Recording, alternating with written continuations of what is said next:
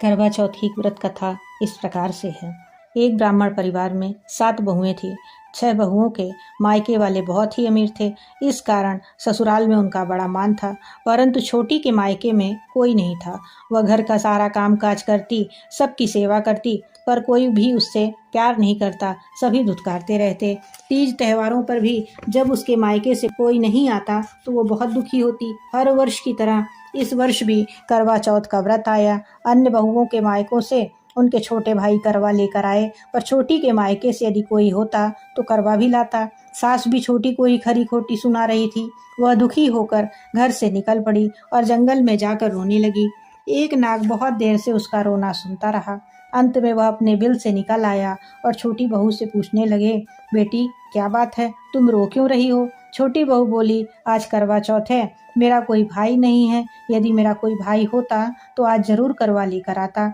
नाग को छोटी बहू पर दया आई। नाग ने कहा, बेटी तुम घर चलो, मैं अभी करवा लेकर आता हूँ। थोड़ी देर बाद नाग ससुराल पहुंचा। ससुराल वाले इतना सामान देखकर चकित हो गए। सास भी प्रसन्न हो गई। सास ने प्रसन्न मन से छोटी बहू को नाग देवता के साथ भेज दिया। नाग देवता ने छोटी बहू को अपना सारा महल दिखाया और कहा, जितने दिन चाहो आराम से रहो, मन चाहा खाओ, मन चाहा पहनो, पर एक बात याद रखना, सामने रखी नांद कभी मत खोलना। छोटी बहू सारा समय महल में आराम से काटती, पर नांद के बारे में उसकी उत्सुकता बढ़ती ही जाती। एक दिन जब वह घर में कोई नहीं था, उसने नांद को उठाकर देखा तो हजारों छोटे छोटे सांप के बच्चे इधर उधर रेंगने लगे। उसने जल्दी ही नांद ढक दी। जल्दी में एक सांप की पूंछ नांद के नीचे आकर कट गई। शाम को नाग के आने पर छोटी ने अपनी गलती स्वीकार कर ली। नाग ने भी उसे क्षमा कर दिया। जब छोटी ने ससुराल जाने की इच्छा की तो उसे धन रत्न आदि देकर विदा किया। छोटी ससुराल में अब बड़ी इज्जत के साथ रहने लगी। जिस सांप की पूंछ कटी थी उसे सभी बंडा कहकर तंग किया करते थे।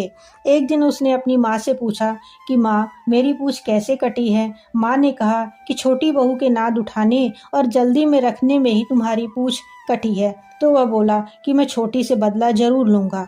माँ के बहुत समझाने पर भी वह एक दिन चुपचाप छोटी के घर जा पहुँचा और मौका पाकर उसे काटने के लिए सोचने लगा।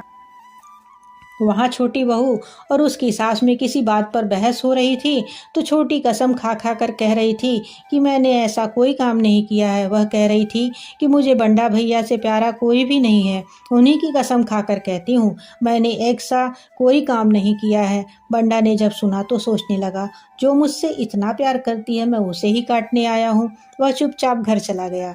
घर पर माँ ने पूछा, ले आए बहन से बदला? वह कहने लगा, माँ बहन से कैसा बदला? तभी से बंडा भाई व छोटी बहन हुए।